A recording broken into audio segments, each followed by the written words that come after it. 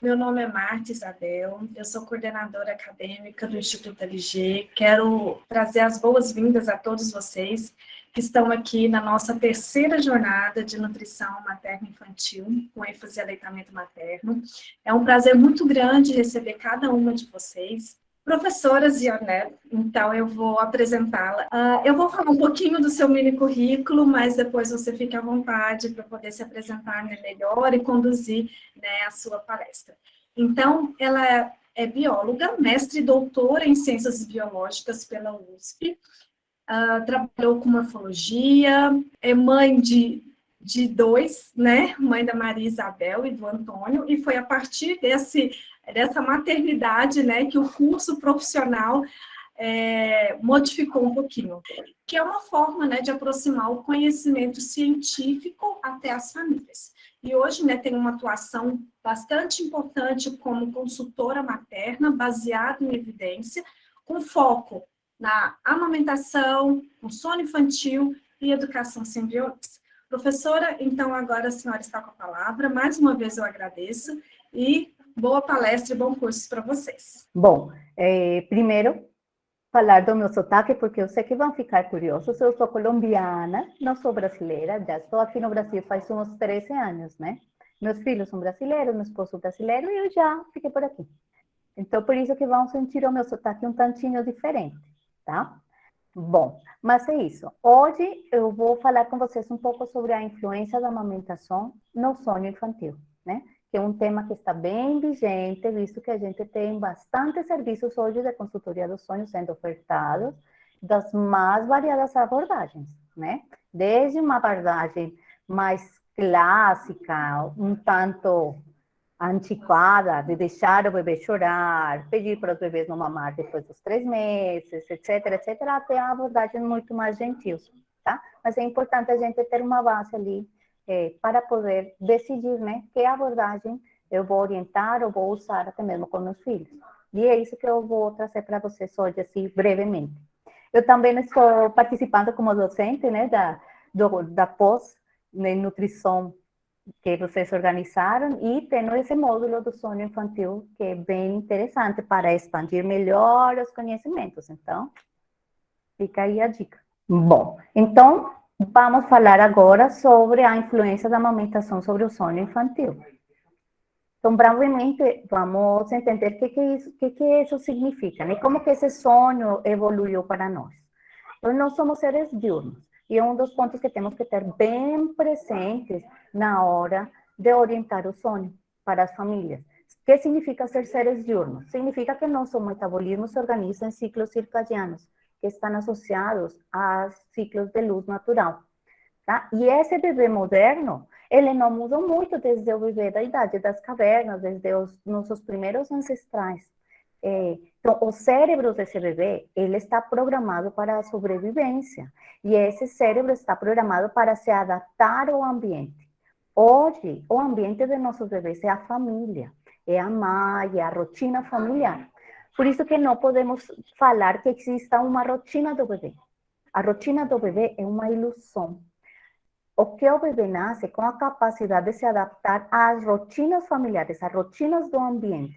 Então, ele naturalmente vai ajustando os seus ciclos a esses ciclos circadianos das pessoas que estão cuidando dele, tá? Então, essa é talvez uma das primeiros mitos que a gente tem que prestar atenção. O bebê não tem uma rotina reloginho, eles não entendem de relógios, então a gente não pode lhes impor uma rotina gravada, exata. Eles vão se adaptando conforme vão crescendo. A necessidade desse bebê nos primeiros meses, nas primeiras semanas de vida, é basicamente a sobrevivência. Se alimentar e se sentir seguro, ficar protegido. Que, em outras palavras, significa mamar e ficar juntinho da mamãe. Então, eles aprendem e o seu cérebro está programado para garantir que essa sucção, esse colo e esse barulho constante estejam ali presentes. Por quê? Pensemos como era a vida de nossos ancestrais 20.000 anos atrás. Eles eram nômades, eles morriam em grupos, em bandos. Esse bebê precisava garantir se manter perto desse grupo. Então, se ele estava sugando, tinha garantia que estava com sua mãe. Se ele estava sendo embalado, provavelmente ele estava andando perto ou com o grupo. E se ele tinha o barulho constante das vozes ao redor, significava que ele estava protegido. O nosso bebê procura essa mesma proteção, mesmo que nosso contexto social, cultural tenha mudado, o cérebro do bebê, ele não mudou tão rápido. A evolução tem um tempo muito maior do que uma adaptação ambiental. Então, nessa medida, esses ciclos, eles vão se ajustando entre mãe e bebê. Então, a gente fala que há um sincronismo, há uma sincronização em vários níveis, desde fisiológico até mesmo comportamental entre a mãe e o bebê. Então, falando brevemente sobre como funciona essa regulação do sono. O sono é regulado hormonalmente. E temos dois neurotransmissores aí que estão de forma mais ampla regulando esses nossos ciclos de sono e vigília. Um é o cortisol e outro é a melatonina. O cortisol é o hormônio do estresse, né? Esse cortisol, então, ele vai se encarregar e vai ter o seu pico fisiológico de manhã. Mais ou menos até umas 10 horas da manhã, é o horário onde a luz do sol, ela vai ter umas características particulares de inclinação, longitude de onda, que o nosso cérebro vai reconhecer. E esse cortisol vai se encarregar de ativar a frequência cardíaca, respiratória, ativar tiroide, enzimas digestivas, tá? Tudo isso na presença de luz. Para os bebês, o cortisol é extremamente importante para o desenvolvimento, porque ele deixa seus cérebros alerta para responder aos estímulos ambientais. Então, é extremamente importante que eles tenham esse contato com a luz do sol para estimular o cortisol no seu organismo. O outro hormônio que nos regula o sono é a melatonina. É o hormônio de nos fazer dormir. Mas aqui vem uma pegadinha, que é importante a gente estar por dentro. Hoje vocês vão encontrar venda de melatonina em tudo e qualquer lugar. Depois que a Anvisa liberou, está se vendendo como suplemento e não é uma vitamina. Melatonina é um hormônio. A gente ainda não sabe qual que é o efeito de tomar desenfreadamente essa melatonina para o organismo. Só que tem uma questão aqui. Cortisol e melatonina têm vias metabólicas compartilhadas. Um aumento nos níveis de cortisol vai me bloquear receptores de melatonina. Então, essa melatonina, mesmo presente, não vai chegar aos seus receptores celulares. A mensagem não vai chegar para as células e, por consequência, não vai ter aquele momento de descanso, tá? Esse ponto é muito importante para a gente entender como que funciona esse mecanismo para regular o sono dos bebês. Então, temos aqui que a luz é essencial. A luz natural é essencial para regular o nosso metabolismo do sono. Não só dos bebês, mas de todos os seres diurnos. Como que isso funciona, então? É basicamente, os nossos olhos, as famosas janelas da alma, elas também funcionam como esses mecanismos que vão acionar a entrada para o corpo desses sinais luminosos. Então, quando nossa retina detecta a luz, ela ativa um caminho bioquímico via o núcleo supraquiasmático que vai levar lá ao bloqueio da melatonina na glândula pineal. E vai mandar um sinal às glândulas adrenais para produzir o cortisol, tá? Então, a presença de luz me inibe a produção de melatonina. A ausência de luz vai retirar esse bloqueio e vai permitir que a melatonina seja produzida. E onde que entra a amamentação nessa história toda, né? Então, lembrem que eu lhes falei que o bebê se adapta ao ambiente. O primeiro mecanismo desses bebês reconhecer o ambiente é o leite materno. O leite materno, ele muda a sua composição ao longo do dia, conforme o dia dessa mulher transcorre. Então, logo de manhã, temos um leite materno mais rico em açúcares, em cortisol, em tirosina. Conforme o dia vai transcorrendo, vai se enriquecendo proteínas, imunoglobulinas e outras substâncias. Conforme a noite vem chegando, então a gente vai ter uma maior produção de melatonina. Então, vejam aqui um ponto bem importante. A maioria dos hormônios que ajudam a regular o sono são lipofílicos. Melatonina, serotonina, elas estão presentes no leite materno. Porém, as mamadas precisam ser bem efetivas e garantir que esse bebê chegue a todos os momentos do leite para que ele receba a provisão desses hormônios. Aqui é um ponto importante sobre o desenvolvimento. até mais ou menos umas 12, 14 semanas de vida, o bebê não tem uma produção de melatonina autônoma suficiente para lhe ajudar na autorregulação do seu sono. Por isso, ele precisa tanto de ajuda da mãe para dormir. Depois das 12, 13 semanas de vida, ele começa a produzir melatonina no seu corpinho, porém, não nas quantidades suficientes para lhe garantir um ciclo regular de sono. Por isso, ele continua precisando da ajuda da sua mãe e as informações que sua mãe está lhe passando.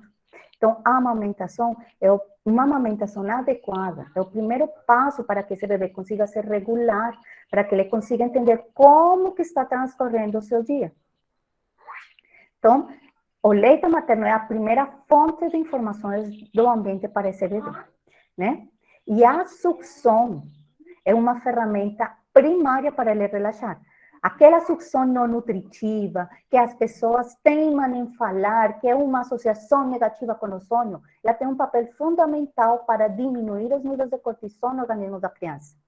Quando o bebê é amamentado, a mulher libera ocitocina, endorfinas, aqueles hormônios do prazer. Quando esse bebê mama, o seu cérebro também está recebendo uma enxurrada de ocitocina, endorfinas, serotoninas, que vão contrarrestar e diminuir os níveis de cortisol no seu organismo. Então, dormir mamando é natural, e não só é natural, como é importante para que esse bebê tenha uma regulação do estresse e assim possa liberar os receptores da melatonina que o vão fazer dormir. Então, a amamentação é extremamente importante para esses bebês ter uma regulação do seu sono. Então, estávamos entrando aqui nesse conceito de como funciona o sono dos bebês, né? Então, ninguém dorme 8 horas seguidas, gente. Esse é um mito que a gente precisa abolir. Todos nós, crianças e adultos, dormimos em ciclos, em fases que se alternam sonho REM com fases no REM. E somadas, essas fases duram aproximadamente 90 minutos, algumas vezes um pouco mais.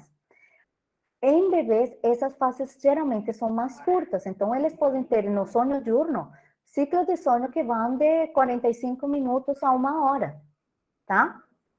A grande diferença entre o sonho dos adultos e das crianças, principalmente quando falamos de sonho noturno, é que as crianças precisam de ajuda para reiniciar, para emendar o seguinte ciclo de sono. Então, enquanto um adulto acorda lá 1 da manhã, olha o relógio, se cobre, vira de ladinho e volta a dormir, uma criança, um bebê, ele vai solicitar ajuda do adulto para voltar a se sentir seguro, para voltar a relaxar, talvez para aliviar a fome e assim conseguir emendar o seguinte ciclo do sono, tá? Então, essa é uma das grandes diferenças. Pedir que uma criança menor de 2, 3 anos consiga dormir 8, 10 horas seguidas contínuas, sem nenhum despertar, está além das capacidades biológicas dessas crianças, do cérebro infantil. Vejam, isso é um ponto importante. Então, durante as fases do sonho, a gente passa por vários períodos aqui. Então, no ciclo de sonho, começa a produção de melatonina, então a sonolência é induzida, com essa melatonina presente, começam a diminuir os ritmos cardíaco, respiratório, começa um sono leve. A temperatura corporal cai, é aquela fase que a gente percebe que o bebê tem uma respiração um pouco mais lenta. Depois ele entra numa fase de sonho mais profundo. E é nessa fase de sonho profundo onde acontece o pico de liberação do hormônio de crescimento e o pico de liberação da leptina. O hormônio de crescimento a gente não precisa se espalhar muito, né? É essencial para que as crianças tenham crescimento nas estruturas ósseas, musculares, crescimento cerebral. Ele é extremamente importante na primeira infância. E a leptina, que talvez vocês não tenham ouvido falar muito por aí, é o hormônio que ajuda a regular o apetite. Então, uma criança que dorme pouco, ela tende a procurar muito mais também, tá? Então, quando a gente começa a acompanhar casos de amamentação, de escutar relatos, começa a perceber, será que esse bebê mama, vomita, daqui a pouco volta e mama, e volta e vomita, ele não está conseguindo perceber o seu estado de saciedade. O que será que está acontecendo? Será que tem alguma coisa a ver com o sono? Então, depois dessa fase de sonho profundo, vamos ter uma fase de sonho REM. Esse sonho REM é uma abreviação do movimento rápido dos olhos, na sigla em inglês, né? Então, esse momento do sonho REM é um pico de atividade cerebral onde acontecem os processos de aprendizagem e memória, é onde a gente aprende, onde esses bebês aprendem. Então, é aquela fase que eles se mexem, que eles resmungam, que eles se viram, que eles chutam, que eles mexem na boquinha. E, às vezes, é bem comum nas mães acreditar que essa fase de sonho REM é um breve despertar e já vão pegando o bebê e o botam no peito quando realmente não precisavam. Tá? Então, importante aqui, então, ressaltar que o sonho profundo é essencial para o crescimento desses bebês e para o desenvolvimento. Bom, então, por que é importante o sonho para os bebês e as crianças? Então, os cérebros estão em desenvolvimento. E como estão em desenvolvimento, eles pedem ciclos mais curtos. Entre mais vezes esse bebê passa por noite pelo sonho REM, mais conexões neurológicas vai formar, mais processos, mais aprendizagem vai ter. Está treinando a engatinhar, está treinando a andar, está aprendendo palavrinhas novas. Então, ele vai precisar ter mais fases de sonho REM para fixar essas novas aprendizagens na sua memória, tá? O que acontece durante a noite? Durante a noite, o bebê se sente sozinho, está escuro. Como nós somos seres diurnos, nossos olhos não enxergam à noite muito bem. E a escuridão pode causar estresse também nas crianças pequenas, né? Aquele breu que você não enxerga uma mão na frente já causa uma certa aflição nos adultos. Outro ponto importante aqui é que o relógio biológico das crianças está constantemente mudando. Então, principalmente durante o primeiro ano de vida, vamos ter mudança no padrão de sono, primeiro quase que semanalmente, depois vai ser mensalmente, depois a cada 3 meses. Então, a gente vai ter um padrão de sonho para o recém-nascido, um padrão de sonho até os 3 meses, um padrão de sonho dos 4 até uns 6, 7 meses, um padrão de sonho ali entre os 8 e os 10 meses, e outro padrão de sonho depois de um ano. As mudanças são constantes. E essas mudanças não são fórmulas mágicas, elas vão associadas às fases de desenvolvimento da criança. Então, ele vai ter um ritmo quando nasce, um ritmo quando começa a se relacionar com o ambiente, quando começa a comer, quando começa a engatinhar, quando começa a andar, tá? E tudo isso vai ser mediado justamente por essas fases de sonho REM mais repetidas durante as noites. Então, hormônios de crescimento e leptina são essenciais para o crescimento e por isso é tão importante que o sonho profundo aconteça nos bebês. E tem um ponto também muito importante aqui, que é a atividade do eixo hipotálamo pituitário adrenal, que está mediando o sistema imunológico, o funcionamento adequado do sistema imunológico. Então, quando a gente tem uma situação de uma criança que tem ou uma doença, ou uma alergia, ou alguma situação ali imunológica, é normal que eles apresentem alterações no padrão de sono, tá? Então, por isso que o sonho também é adequado. Quando o bebê dorme, não só descansa seu corpinho, o seu cérebro está trabalhando e o sistema imunológico também está se reorganizando. E como que fica o sonho das mães, então, né? A gente tem aqui um ponto importante, porque quando a gente fala de sonho do bebê, não podemos tratar o bebê isolado do contexto. O sonho do bebê, ele está associado ao sonho da mãe. Lembram que les falei que a mãe é a primeira fonte de informações do ambiente?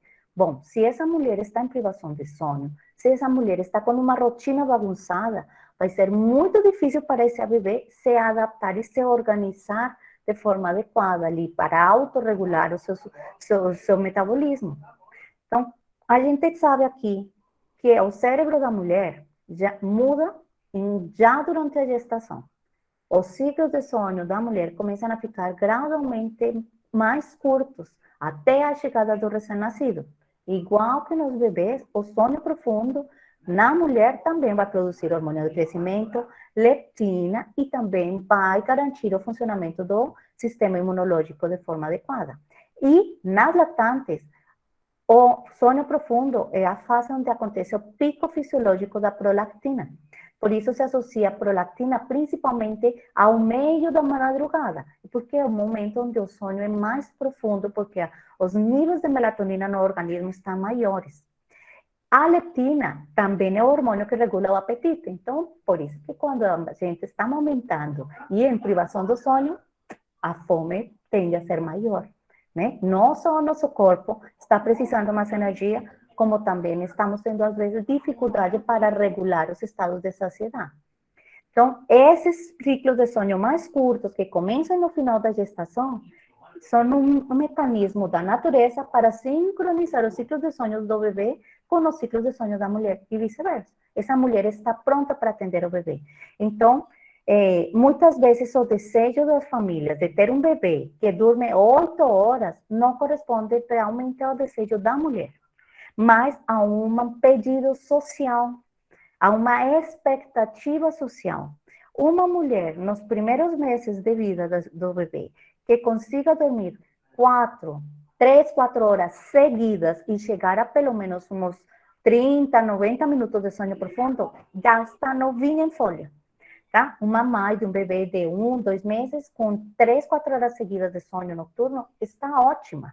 E às vezes, mesmo ela estando bem com o sono, o seu nível de satisfação com o próprio sono não é o suficiente porque tem uma série de informações chegando. E aí entra o papel do profissional, tá?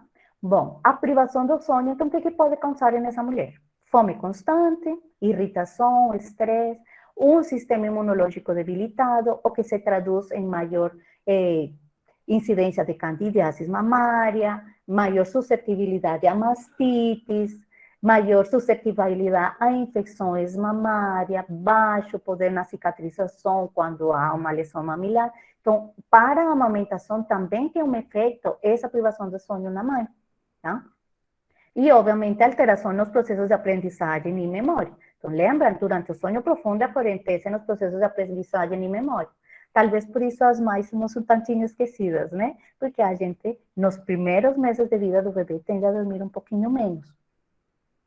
Então, qual que é o papel do profissional aqui, quando estamos falando do sonho do bebê e do sonho dos mães?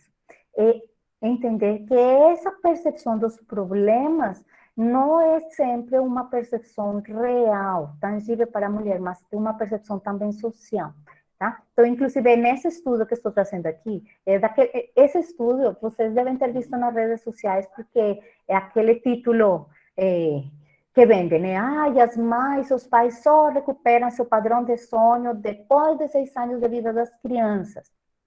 Apareceu bastante. Bom, o que traz esse estudo é justamente mostrando como o nível de satisfação com o próprio sonho, ele vai mudando com o crescimento das crianças, tá? Então, a percepção de problemas sobre o sonho do bebê e o próprio descanso nas famílias aumenta quando não há orientação. Quando a família já sabe o que esperar sobre o sonho do bebê, já sabe o que esperar sobre as diferentes fases de desenvolvimento, eles ficam mais tranquilos. Então, nesse estudo, por exemplo, mostraram que pais de segunda viagem, de terceira viagem, ficam muito mais tranquilos e muito mais satisfeitos com o próprio descanso, mesmo dormindo a mesma quantidade de horas do que dormiam com o primeiro filho recém-nascido. Então, é aqui onde o aconselhamento e o apoio dos profissionais que entendem sobre o sono infantil se torna importante, porque assim podemos ajudar a essas famílias a gerenciar as próprias expectativas sobre o sono nesse pós-parto imediato e nesse longo pós-parto também, tá? Então, isso vai ajudar a melhorar e a tomar atitudes quando realmente existam problemas.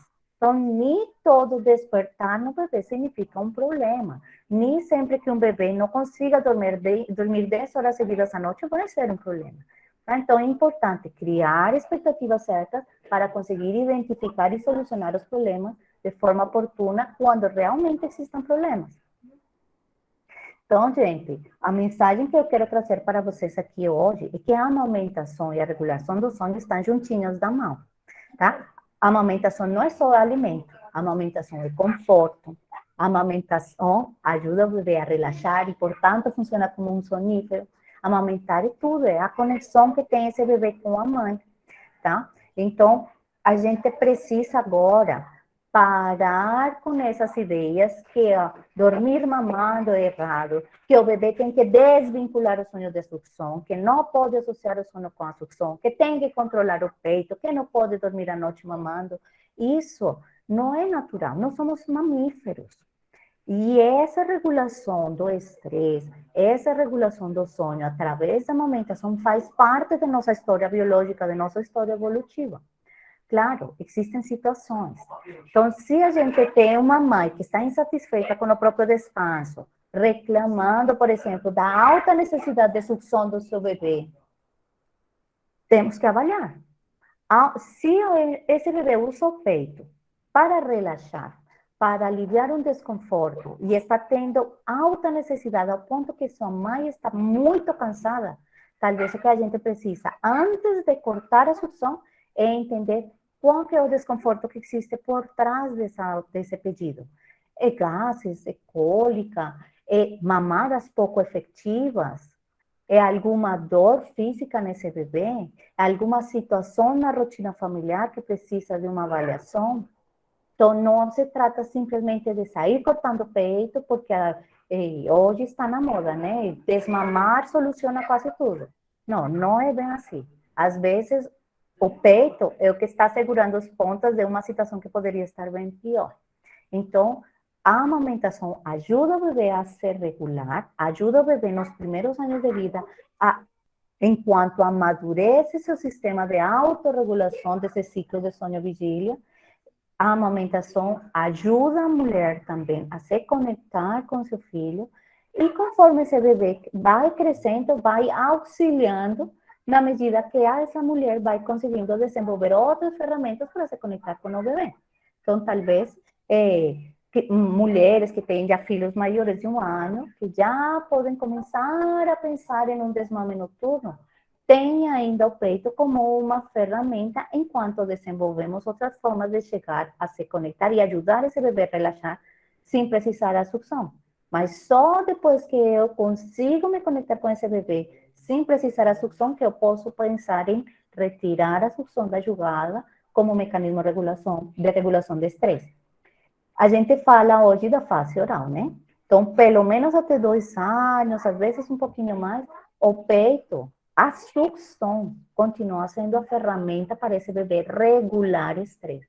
E regular estresse é essencial para que esse bebê consiga dormir adequadamente. Terminei um pouquinho antes, mas eu acho que dá para abrir já para perguntas.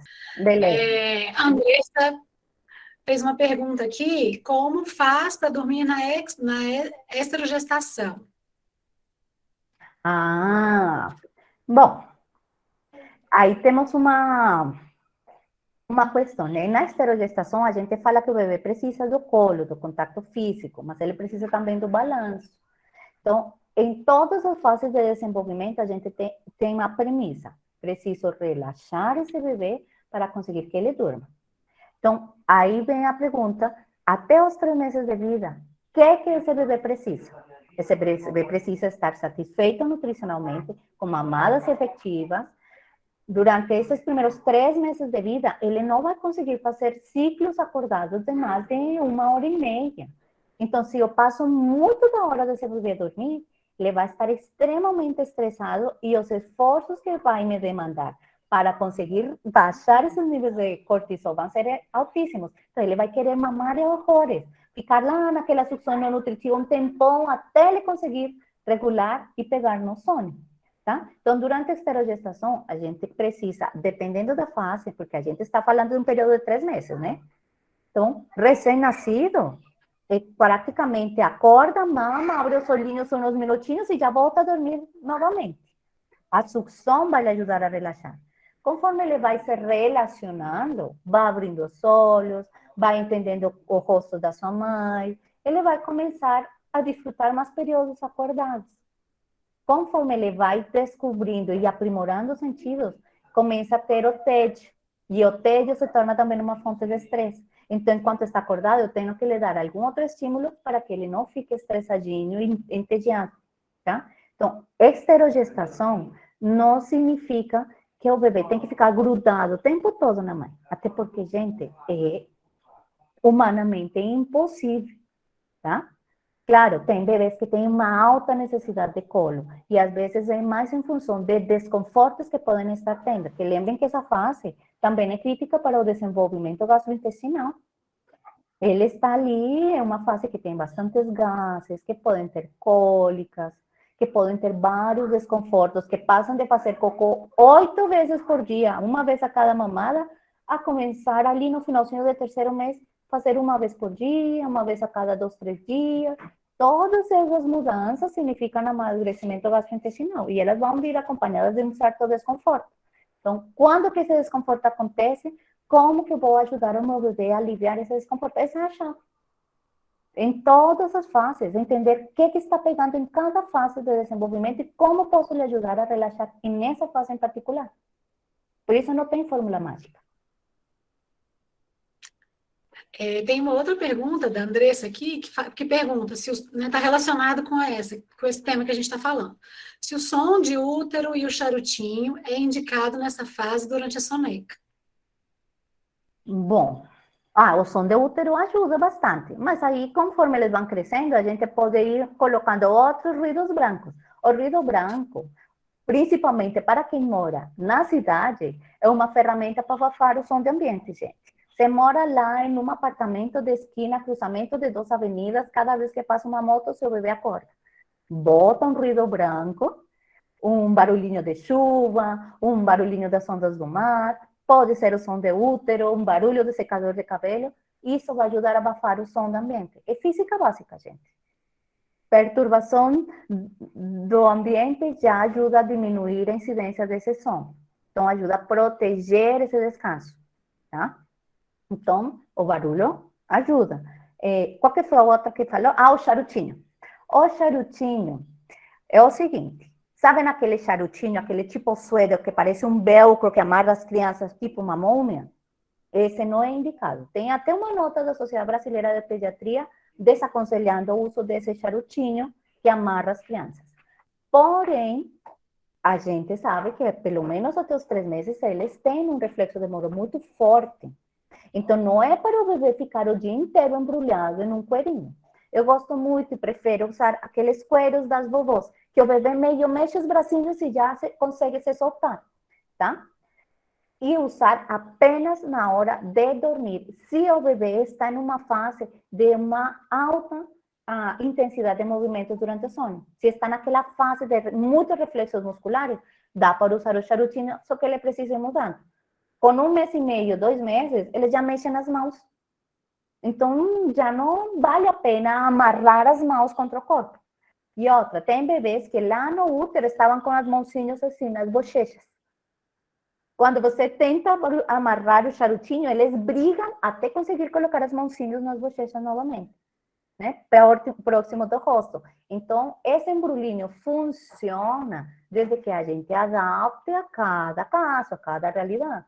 Desde só prender os movimentos das perninhas quando estão muito intensos e usar apenas na hora de dormir. Acordou, desembrulha e deixa que esse bebê se alongue e se estique para que se desenvolva também. Ele precisa alongar a coluna, alongar as extremidades, perceber que nasceu, se movimentar, né? Então, o charutinho não é para usar o tempo todo. O charutinho, na hora de dormir, precisa ser supervisionado?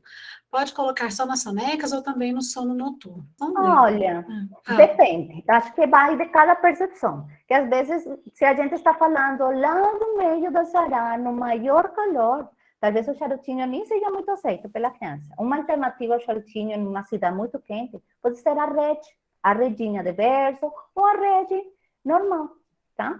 Porque o bebê vai estar contido, pode ser um ninho, mas o ninho, gente, aqui eu preciso fazer um alerta. Não é aqueles quadradões enormes que o bebê parece que tem uma almofada aqui no nariz. Não. O ninho é aquele que é uma U que abraça a criança e o posiciona de barriga para cima e não deixa nada acima dos ombros. O bebê pode virar a cabecinha, virar de ladinho e não tem nada lhe obstruindo aqui. Por segurança, o bebê, até o momento que consegue virar e desvirar sozinho, vai dormir de barriga para cima. Daí eu posso usar o charutinho para dar um conforto para ele, por usar o ninho, se está muito quente e quero que ele fique arejando, posso usar a rede.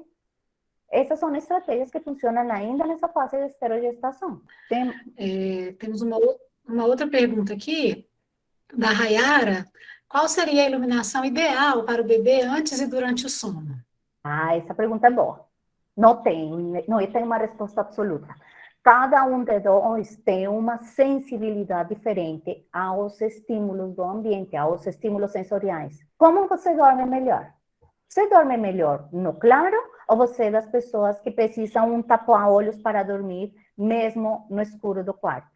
Tem pessoas que a luzinha do ar-condicionado já é o suficiente perturbadora para não lhe deixar dormir à noite. E tem pessoas que dormem na praia, no meio do raio do sol, numa boa.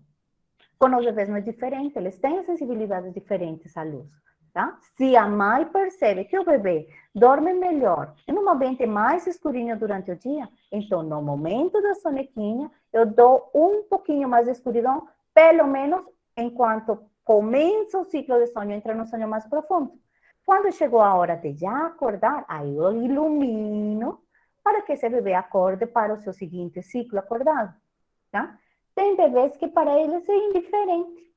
Está dormindo lá no meio de um show de heavy metal metido no sling, está numa boa. Então, essa é uma coisa que a gente tem que responder caso a caso. Sabe, eu costumo falar para as alunas, a maior especialista do bebê é a própria mãe. A gente tem que ouvir o que a mãe vai contar. Ouvir, se a mãe está falando que esse bebê precisa dormir no escuro, quem que sou eu para vir a lhe falar que esse bebê tem que dormir com a janela aberta, gente? Eu vou lhe estragar a sonequinha se eu fazer uma coisa dessas. Tá? Então, temos que ouvir e cada um tem sua própria sensibilidade à luz, a barulhos. Tá? Temos mais uma pergunta que acho que dá tempo ainda. Como a produção de melatonina é produzida em maior quantidade à noite, seria interessante, então, introduzir uma fórmula de complementação durante o dia e à noite leite materno? Não entendi por que a fórmula. Eu não sei se é uma pessoa que já está usando fórmula, né? E aí fez as... Porque a gente escuta muito, né, Zioné? Dá um mingau para esse menino dormir. Então, né? aí vem um ponto. O leite materno, a amamentação, ela não se mede apenas... A gente não prepara o jejum da noite apenas no jantar do bebê. Não é a última mamada que vai garantir que o bebê durma bem. É as mamadas do dia inteiro. O bebê se autorregula nutricionalmente. O que ele deixou de tomar, de comer durante o dia, lá das 7 ao meio-dia, ele vai procurar à noite, no momento que sua mãe está disponível. Então, não adianta eu entupir esse bebê de leite das 6 às 8 da noite, se das 7 ao meio-dia, ele não mamou o suficiente. Então, tem que ter um equilíbrio nutricional. Até porque o bebê não consegue processar tanto alimento de uma vez só. Ele está num processo também de amadurecimento das estruturas ali e de enzimas digestivas no sistema gastrointestinal. Então, tem que ter uma regulação. Então, se é uma mãe que complementa, por exemplo, nos casos que eu recebo mãe que está amamentando e por qualquer razão precisa complementar, eu prefiro orientar, complemente a cada ciclo, um pouquinho, dá o mamar. Se você percebe que seu bebê não ficou satisfeito, aí você dá mais um pouquinho de leite. Em lugar de substituir uma mamada completa pela fórmula, ou em lugar de entupir o bebê de leite só no final do dia. Porque assim ele garante um equilíbrio, um balanço nutricional mais adequado. Tá? Então, leite materno, a melatonina do leite materno não se concentra apenas à noite. Claro, tem maior produção, só que nas sonecas, o bebê também precisa disso. Nas sonecas, ao mamar nas sonequinhas, vai ajudar também a liberar o cortisol, porque ele vai receber serotonina, vai receber uma injeção de ocitocina ali no seu cérebro, que vai permitir que ele relaxe. Então, não é só pela melatonina, é pela ação da amamentação também. A sucção em si ajuda o bebê a relaxar. Quanto tempo o bebê precisa permanecer na fase REM para um sono eficaz?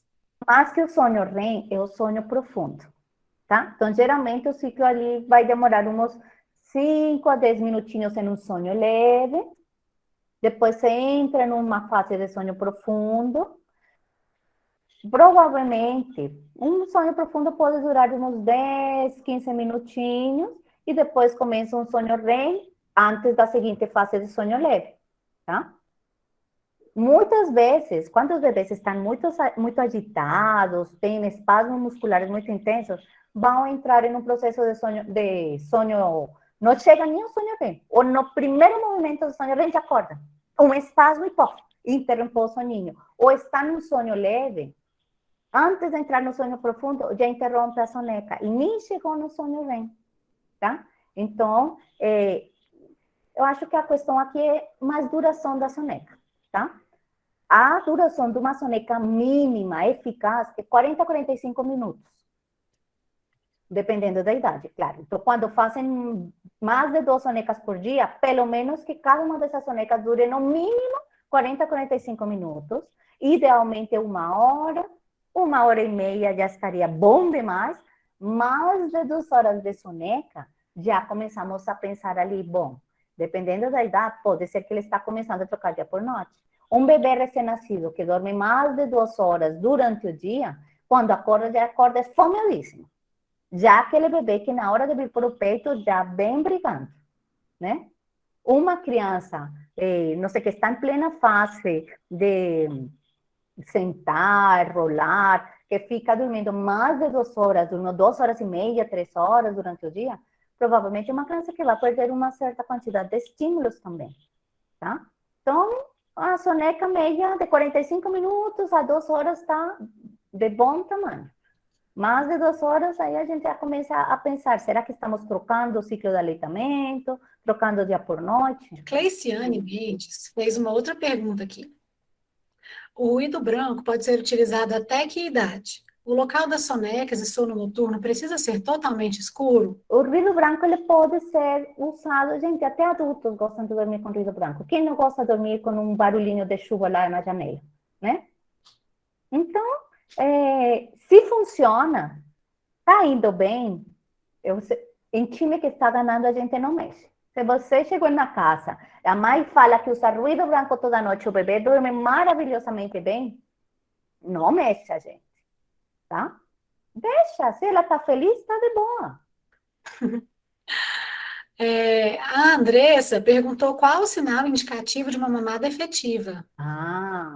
O bebê está satisfeito quando você percebe que a expressão de prazer no rosto, a barriguinha está cheia, ele está tranquilo, consegue dormir facilmente e entrar em um sonho profundo rapidamente. Sabe aquele suspiro que ele se desgonça, você percebe que até a cabecinha fica mole. Está satisfeito? Olha, um bebê com fome, gente, não dorme tranquilo. Ele pode até ficar exausto de ficar lá, suga, sem fazer extração eficiente. Mas chega a hora de dormir, ele não se entrega facilmente porque ainda está faltando. Veja, satisfação nutricional nos primeiros meses de vida do bebê é essencial para que ele relaxe. Porque o seu cérebro está programado para a sobrevivência. Se alimentar significa também ter garantia de sobrevivência.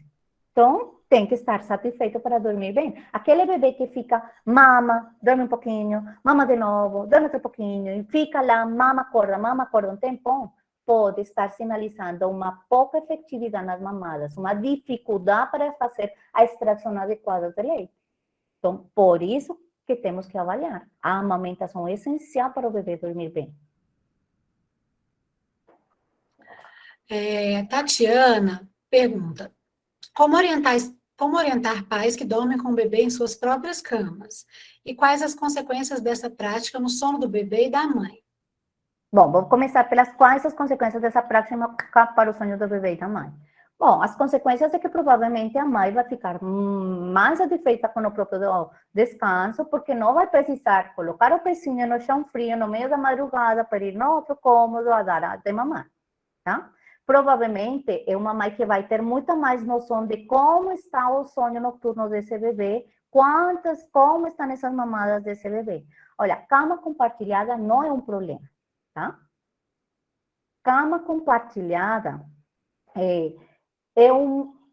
existe desde que temos noção de mundo, gente. Desde que existe a espécie humana, a cama compartilhada existe.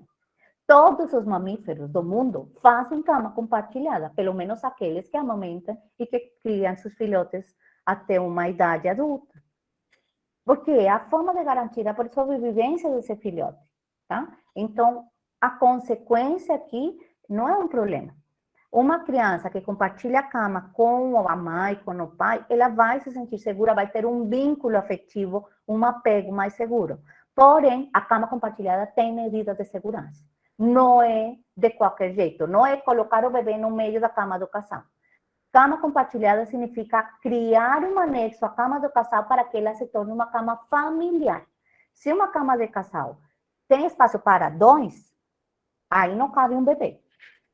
Na cama do casal, na cama familiar, tem que ter espaço para 3. Então, vem o bercinho grudado na mãe, o colete, aqueles bercinhos do lado, ou uma cama de solteiro grudada, ou então todo mundo coloca colchão no chão e colocamos um colchão de solteiro anexo. Tem que ter uma transformação dessa cama de casal em uma cama familiar, tá? Isso é extremamente importante, a segurança. O bebê deve dormir sempre do lado da mãe. O pai, por mais participativo que seja, ele não possui a carga fisiológica hormonal que garante que o ciclo de sono se altere. Lembram, a mãe tem um sincronismo com o bebê, em termos inclusive do ciclo de sono. Ela percebe quando o bebê está acordando por acordar. O pai não. Ele pode dormir bem profundo e não perceber que horas viram em cima do bebê. Por isso, norma de segurança básica que deve ser trazida como regra para as famílias é que o bebê dorme sempre do lado da mãe. Nem do irmãozinho, nem do pai, nem da vovó. É da mãe. A vovó pode ter sido mãe, mas ela não tem mais os hormônios que ajudam na proteção desse bebê. Então, o bebê dorme do lado da mãe. Sempre. Sem cordões, sem cadarços, sem nada de coisas que possam enrolar o bebê ali, tá? Então, segurança. Orientação de cama compartilhada é segurança. Outra pergunta da Daiane. Fórmula para mães que já trabalham durante o dia, não que o leite materno precisa de complemento. Não entendi essa pergunta. Acho que ela estava complementando o que estava falando. Acho que ela estava complementando o que estava falando lá em cima, que ela falou de fórmula para o dia e leite materno para a noite, tá? Então, nesses casos, se a mãe não consegue ordenhar e vai dar a fórmula durante o dia, então, ali não tem muito o que discutir, né? Dá a fórmula durante o dia e durante a noite vai dar o leite materno, mas garanta que a provisão do leite durante o dia seja adequada. Só que aí, nesses casos, a mãe precisa ser orientada a ordenhar para manter a sua produção de leite, porque senão, à noite, ela pode se ver em problemas com uma queda muito abrupta da produção e começar a precisar complementar também à noite, porque o corpo não lhe responde a quantidade que o bebê precisa. Tá? E a última pergunta é a da Gessana. As mães que o leite não produz suficiente para o bebê, tipo o leite vem pouco, como que faz? Né? Então, baixa produção, como que a gente pode fazer para... Quando a mãe tem baixa produção, aí é a labor da consultora vir avaliar, né? O que acontece? O que está levando essa baixa produção? É uma baixa produção que da mãe, algum quadro da mãe, tem cirurgia mamária, tem algum problema de tiroide, ou está consumindo pouco líquido, ou tem alguma questão de diabetes, hipertensão. Existe alguma condição clínica que realmente sugere a possibilidade de uma hipogalactia ali, de uma baixa produção de leite real, ou é alguma situação com o bebê, que o bebê está com freio de língua curto, alguma tensão muscular que lhe impede de fazer o movimento da linguinha, não consegue fazer a extração, está com alguma hipotonia, talvez algum bebê que tem alguma síndrome, que, por exemplo, bebês com síndrome de Down, eles podem nascer com uma hipotonia congênita. E isso dificultará fazer a extração. Aí, em consequência, com baixo estímulo do peito, vamos ter baixa produção.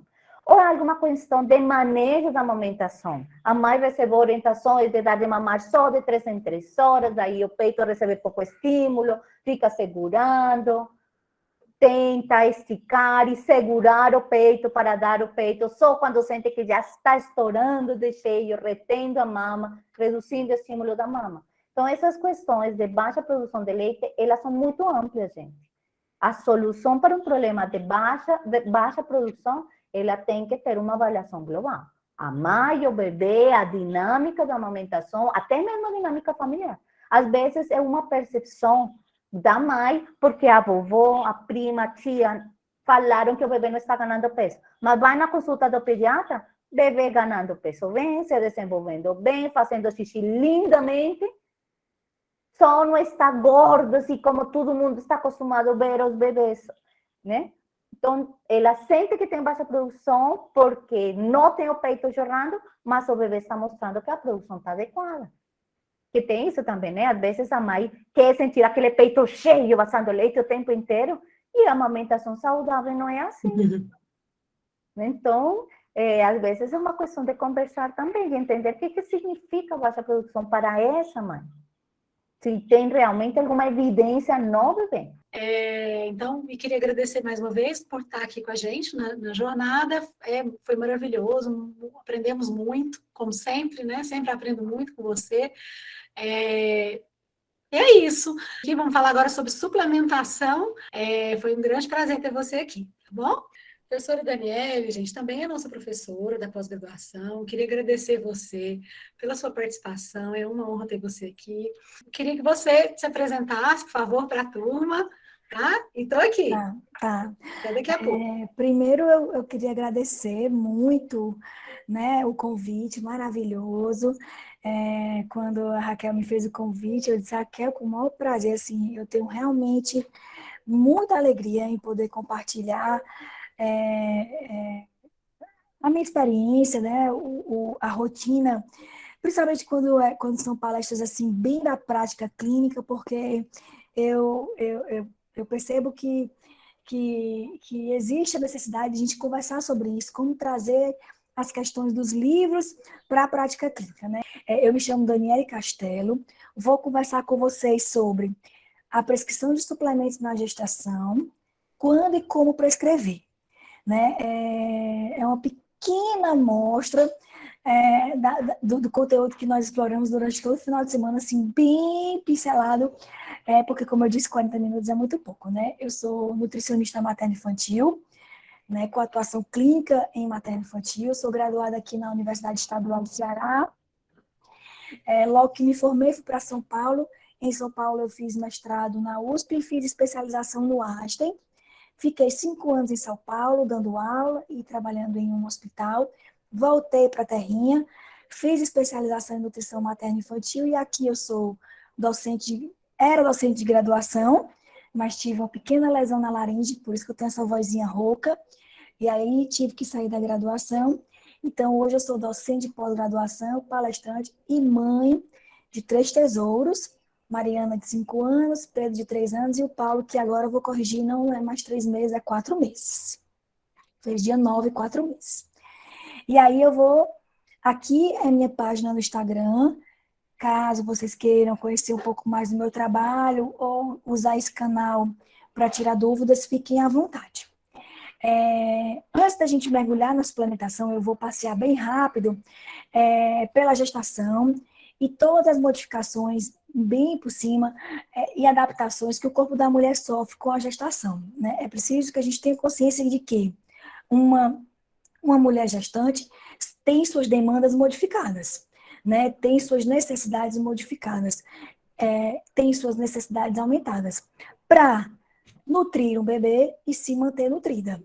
Então, quando eu planejo uma dieta, né? Faço um plano alimentar para uma gestante, é isso que eu tenho que ter em mente. Meu objetivo é nutrir uma gestante, nutrir uma mulher, para que ela se mantenha nutrida e nutra o bebê.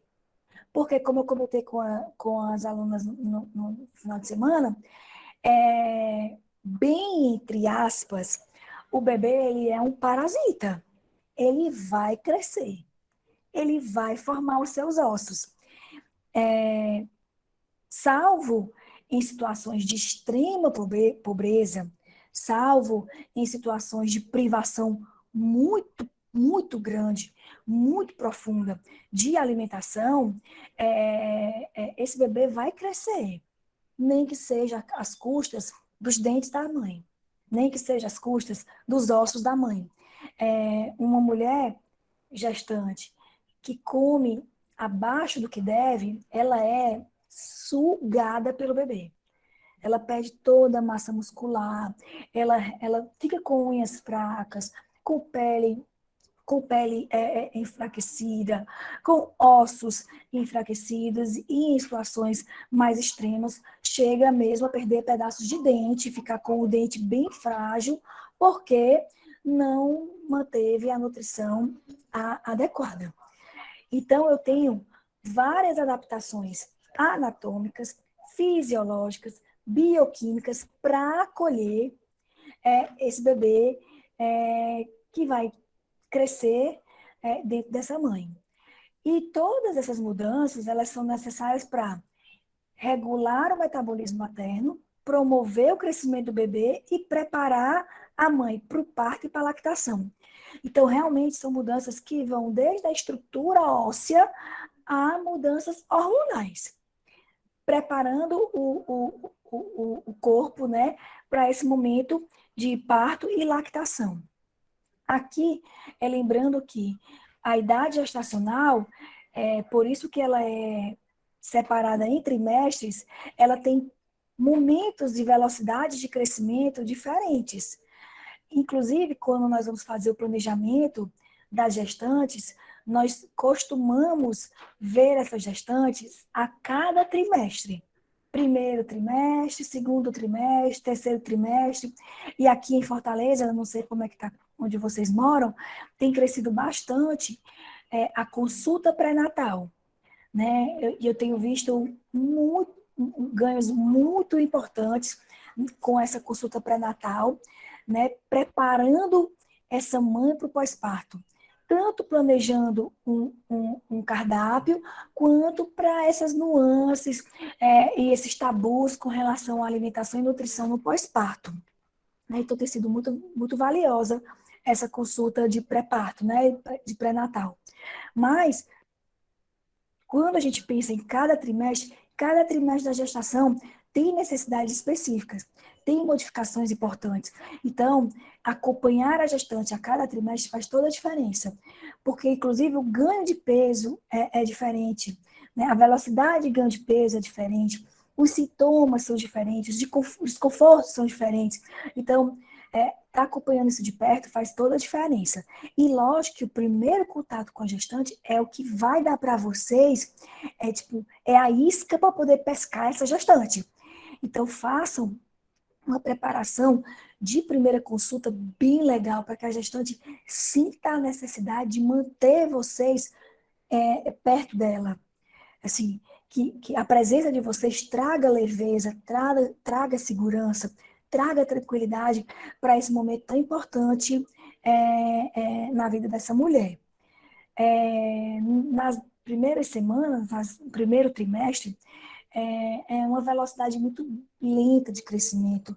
São modificações que não exigem um aumento de caloria, por exemplo. Né? Normalmente, nós sugerimos que nem haja ganho de peso nesse primeiro trimestre, né? Porque não tem uma demanda de crescimento do bebê para que a gente faça um acréscimo de caloria. Mas nas semanas seguintes precisa. Um dos grandes segredos do ganho de peso na gestação é o ritmo do ganho.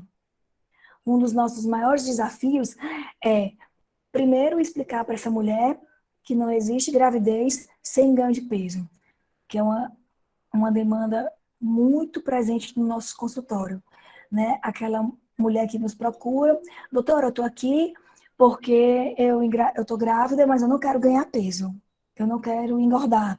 E aí você tem que explicar que não existe gravidez saudável sem ganho de peso, mas que existe um ritmo de ganho de peso, existe um ganho de peso adequado para cada fase da gestação, e aí você vai controlando isso junto com ela, né? Mas tudo isso tem relação com a multiplicação celular, com o crescimento do bebê, né, dentro desta mulher.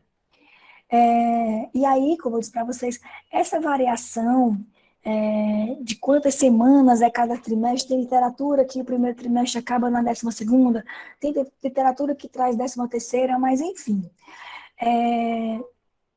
No primeiro trimestre é quando a gente tem aquele boom de modificação mais pesado, né? Quando as mulheres sentem assim, os maiores desconfortos de alteração de hormônio e que muitos deles têm relação com o trato gastrointestinal e que por isso que nós somos tão importantes. Eu digo nós no sentido de nutricionistas, para tentar minimizar, porque nem sempre é possível solucionar esses mal-estares que as gestantes têm no início da gestação, que tem relação direta com os hormônios, principalmente. É nesse primeiro trimestre que eu tenho náusea, em sua maioria, encerra no primeiro trimestre. Poucas mulheres, um mínimo de mulheres, permanecem com náusea e enjoo durante toda a gestação. A maioria delas, primeiro trimestre é aquele momento do boom, mas logo depois eles começam a se acalmar. E essa náusea, esse enjoo, né, o vômito, a queimação, né, até mesmo um refluxo, a constipação, todos esses sintomas gastrointestinais, eles têm relação com os hormônios da gravidez, que nesse começo eles têm como prioridade a fixação do embrião no útero da mulher. Então, muitas sinalizações que são feitas para o trato digestório da gestante tem como objetivo reduzir o movimento do trato digestório, né? Aquele peristaltismo forte, que principalmente quando eu estou falando de intestino, eu não quero um intestino sacudindo próximo a um útero que está com um bebezinho nidando, né? Se encaixando ali naquela musculatura. Então, eu tenho uma lentificação do trato digestório, porque eu tenho uma redução do tônus da força do peristaltismo.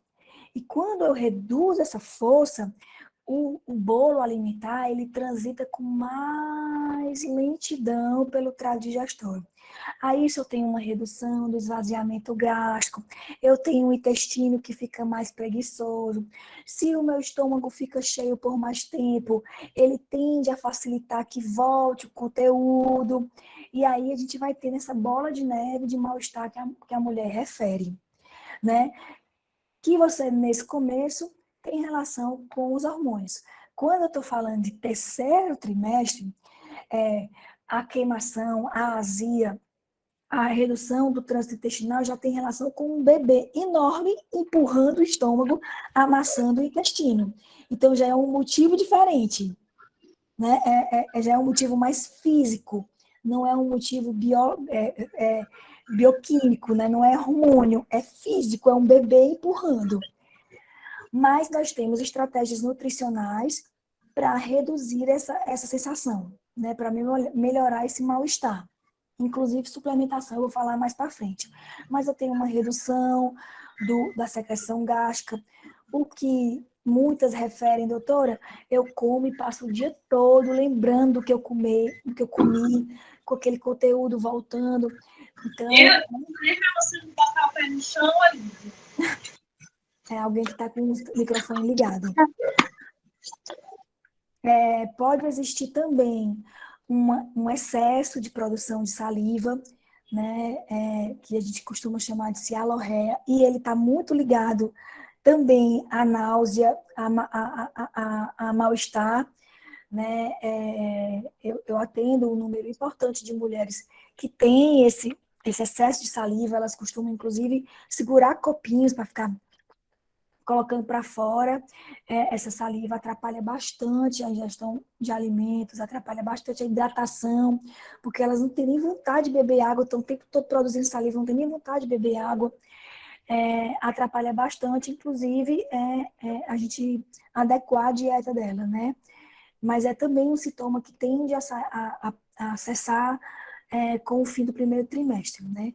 E como eu falei para vocês, a hipotonia, né? A fraqueza, a redução da força da pulsação do trato digestório, né, que tem relação com a progesterona, gerando uma incidência de náusea maior, uma pirose, uma queimação maior, um refluxo gastroesofágico maior e uma constipação que é muito comum na gestação. É consenso que a gente tem modificações de olfato, de paladar, né? Nossa, são odores que você não sentia há anos e que a pessoa está lá na esquina e você está sentindo.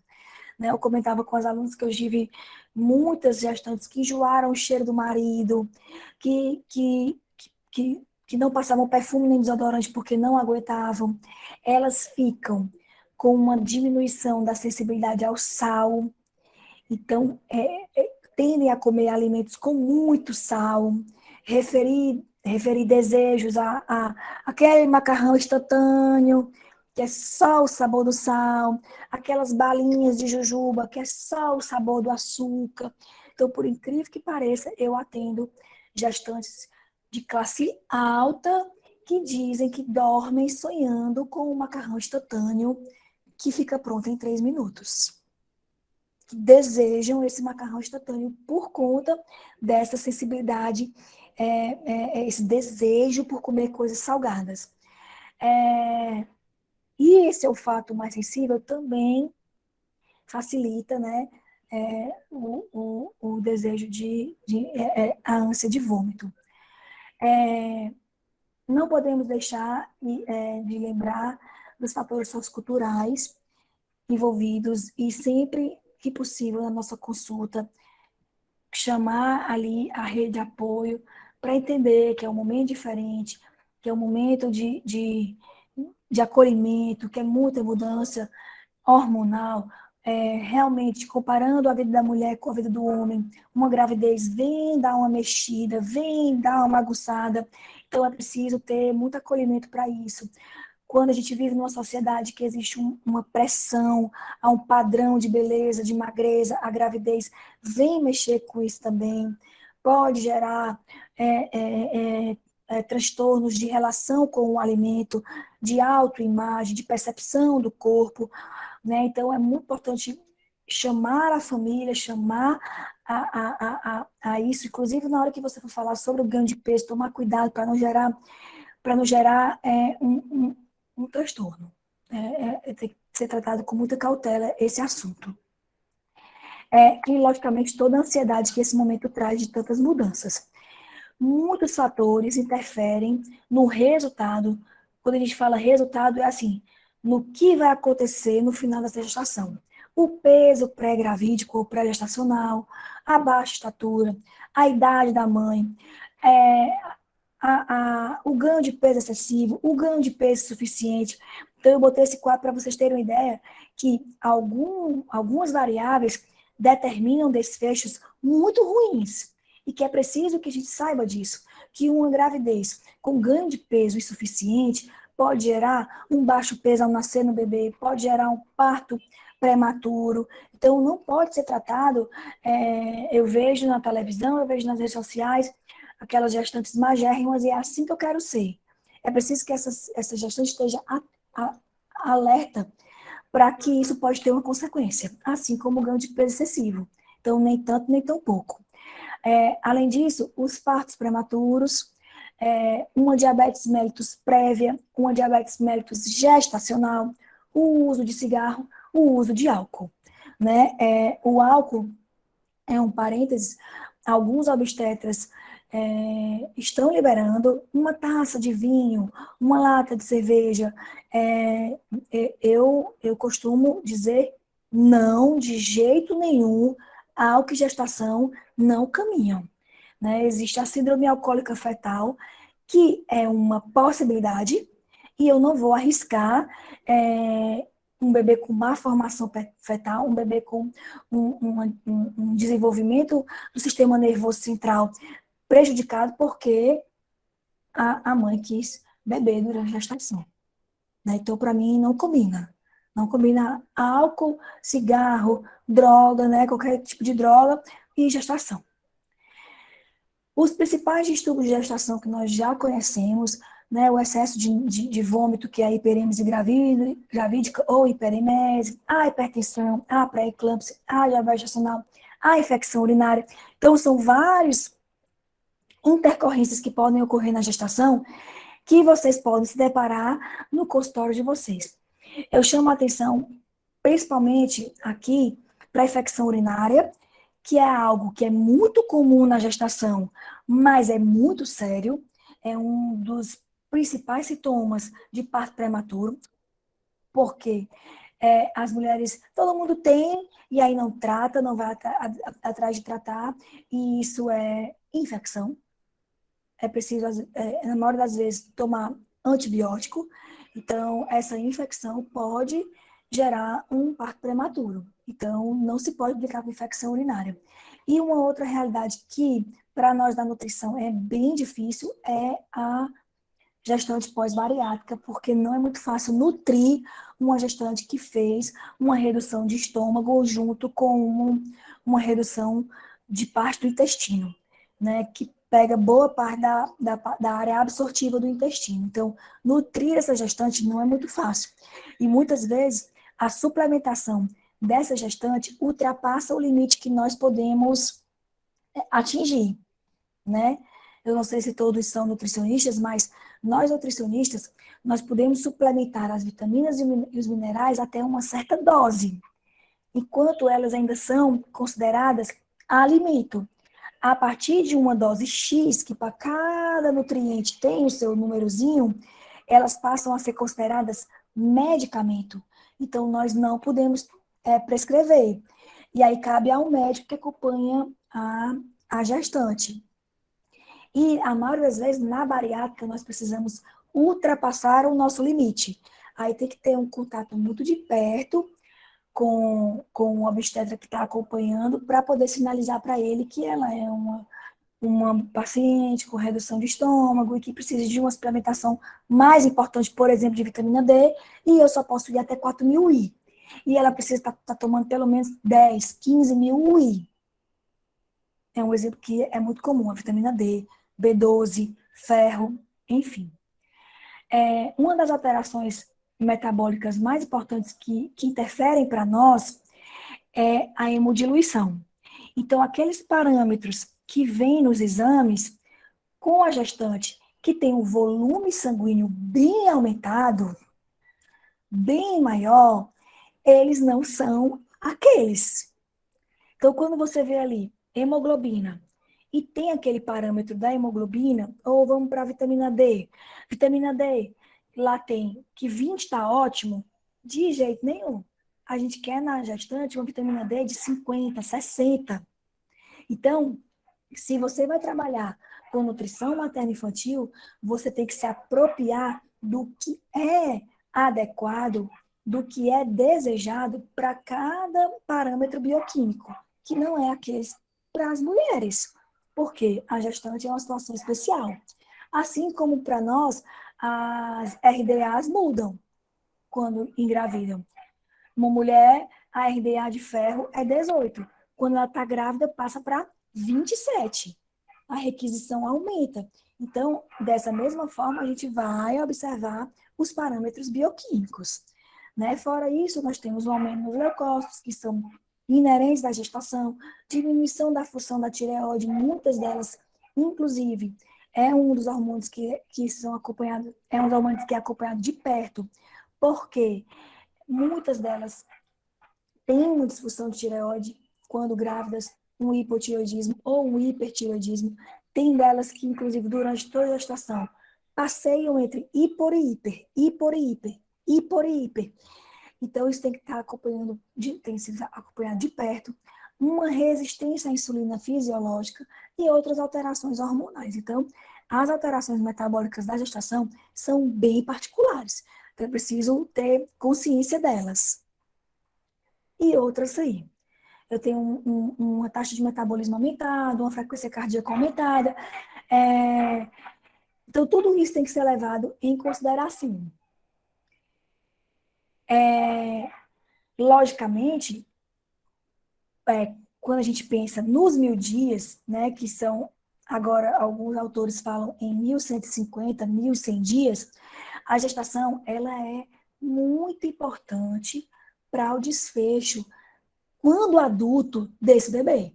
Então, a gente tem incontáveis estudos, centenas, milhares de estudos, falando que o que o bebê passa no ambiente intrauterino interfere diretamente na saúde dele quando adulto. Então, a gente não pode ignorar isso. Né? Nós vamos ver algumas situações, por exemplo, em que a via de parto interfere na nutrição do bebê, a alimentação da mãe, formando o paladar do bebê, né? Nutrindo esse bebê. Então, uma gestação saudável é ligada diretamente a um desfecho de saúde, inclusive na vida adulta. O peso ao nascer, a gente já tem publicação mostrando que bebês que nascem com macrosomia têm chances aumentadas de ser um adulto obeso. Então, é preciso prestar atenção nessa fase tão importante que é a gestação. Todos os nutrientes são importantes na gestação, mas eu vou citar aqui alguns que são os chaves, tá? Aqui eu trouxe para vocês a EAR da gravidez, a maioria de vocês sabe, mas eu quis deixar alguns slides, eu vou passar mais rápido, porque eu quis deixar mais para vocês terem isso como material de estudo mesmo, né? Que eu vou disponibilizar os slides para vocês. O carboidrato, a proteína, o lipídio, nós vamos trabalhar com o que os institutos sugerem para nós. Pensando principalmente na qualidade desses nutrientes. Não pensem só em dar o que a gramatura, o percentual que ela precisa, mas, logicamente, enquanto nutricionista, nós pensamos na qualidade disso. Basta dar uma gordura? Não, tem que ser uma gordura de boa qualidade. Um dos que eu vou chamar mais atenção, que são os mais difíceis para nós, é a proteína. A maioria das gestantes come menos proteína do que deve. Né? Elas referem uma má digestão à proteína, elas referem que quando come proteína fica lembrando da proteína o dia todo, e a maioria delas reduz a ingestão de proteína. E nós temos uma sugestão de ingestão crescente de proteína com o avançar da gestação. Porque, logicamente, quando eu penso em segundo e terceiro trimestre, eu estou pensando em bebês crescendo em corpo, criando tecido, criando músculo. Então, eu preciso de uma requisição aumentada de proteína. Então, é muito comum gestantes que até têm um ganho de peso adequado, mas na hora que você avalia a composição corporal, até mesmo visualmente, ou com circunferência, ou observando uma circunferência do braço, ou uma dobra cutânea tricipital, bicipital, só de acompanhamento, você perceber que ela está perdendo massa muscular, né? Porque se até uma gestante que faz atividade física vigorosa, quando grávida, mesmo que ela mantenha a atividade, ela não consegue manter a atividade com o mesmo vigor que fazia antes. Não consegue levantar o peso que levantava antes. Não consegue correr como corria. Não consegue nadar como nadava. Então, a tendência é que ela caia mesmo o rendimento na atividade física. Os lipídios, mais importante, a qualidade desse lipídio. Mas é importante comer gordura. Nós somos dependentes de gordura. Nós temos vitaminas dependentes de gordura para absorção. Né? Nós temos que formar hormônios dependentes de gordura. Nossas células têm membranas lipossolúveis, então não existe saúde sem gordura, certo? Só que existe uma qualidade de gordura. Aqui é só onde se localizam as principais vitaminas e minerais, e aí nós vamos mergulhar nos nutrientes. O primeiro deles é o ácido fólico. Eu começo pelo ácido fólico, por quê? Porque o ácido fólico, a mulher pensou que está querendo ser mãe, ela já precisa estar nutrida em ácido fólico. Então, e a maioria das mulheres, se a gente pegar assim, de sopetão e fizer um exame bioquímico, não vai estar nutrida corretamente em ácido fólico. Então, se preparar para a gestação, se nutrindo em ácido fólico, nos ajuda bastante. Por quê? Porque eu preciso do ácido fólico para formação e fechamento do tubo neural. E isso acontece no 20º, com 28 dias de gestação. Então, é muito no começo da gestação. Por isso, a importância de já engravidar nutrida em ácido fólico. Lembrar que, se eu suplementar o ácido fólico em altas doses, eu interfiro na absorção da B12. Então, é preciso ficar atento a isso. E que hoje já se sabe que a melhor forma de suplementar o ácido fólico é na forma de metilfolato. Dani, aquele suplemento bem famoso que não é na forma de metilfolato, então é ruim? Não. Ele só é menos efetivo, né? Porque, enfim, o suplemento de metilfolato, ele é mais caro. Então, observa também quem está na tua frente. Se é uma gestante mais carente, o importante é que ela tenha esse suporte, né? Esse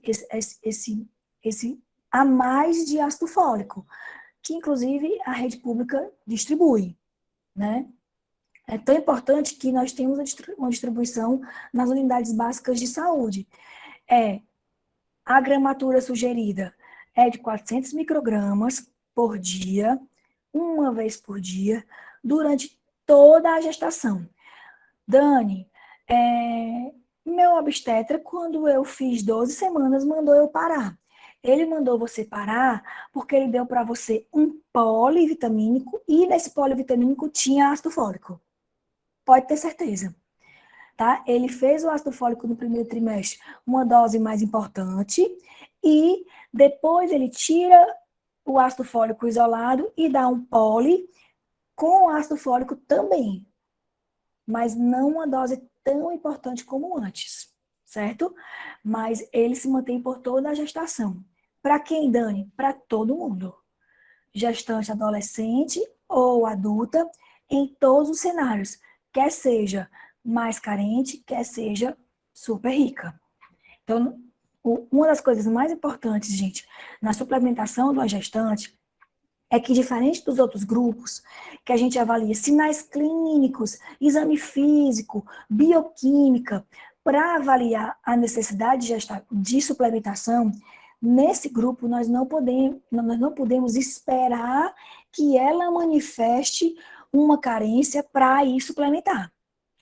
Então, eu não vou esperar que a bioquímica da mulher avise uma carência de ácido fólico para suplementar o ácido fólico. Não, ele já tem publicação suficiente para dizer tem que suplementar desde o primeiro momento da gestação.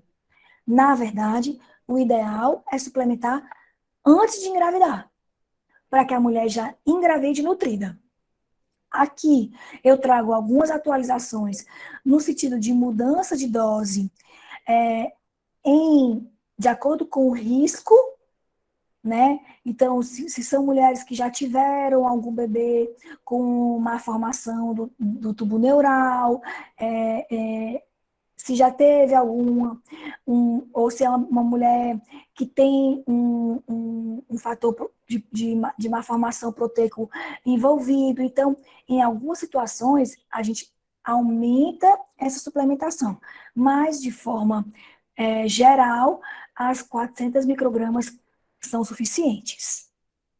E aqui é que pode chegar até 5 miligramas, mas todas as gestantes, pelo menos 400 microgramas por dia, da pré-concepção até 12 semanas. Daí em diante, pode ser uma dosezinha menor, mas da pré-concepção até as 12, pelo menos 400 microgramas.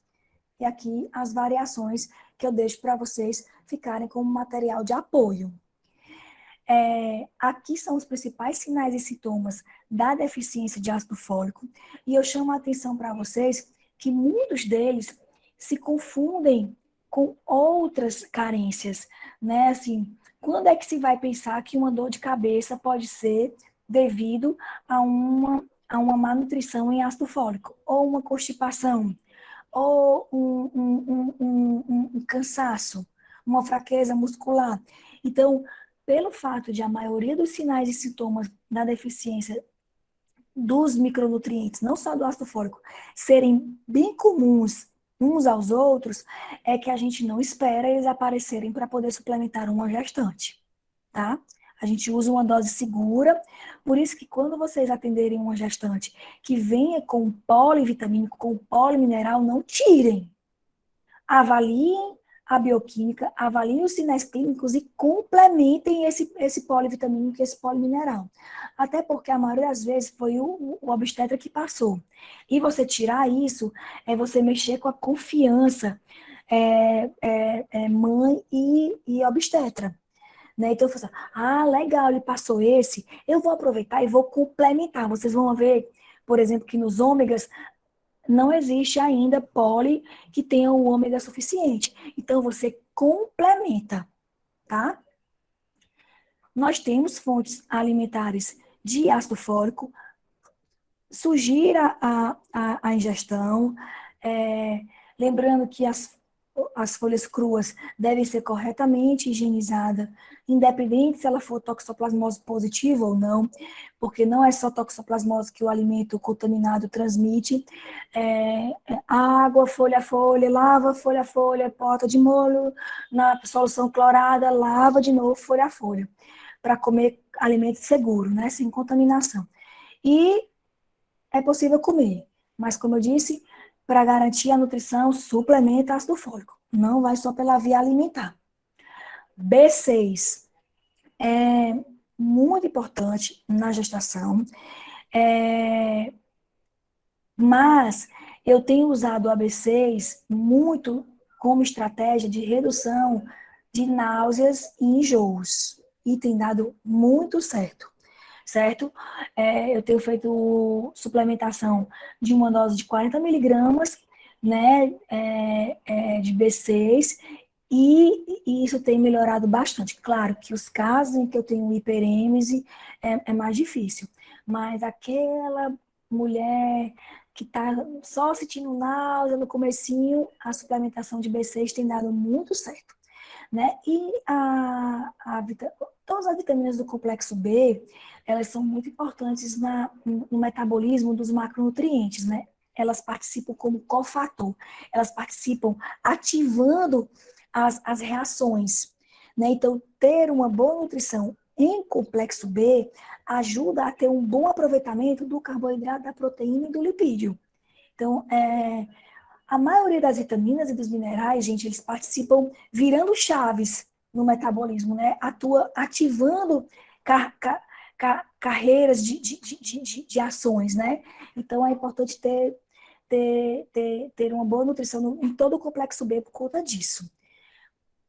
A deficiência de B6, também, se você olhar com calma, tem vômito, tem falta de apetite, tem fadiga, tem cansaço, então, fraqueza muscular, como tem no outro, tem dificuldade de cicatrização, mas nós não vamos esperar isso, mais uma vez, para suplementar B6.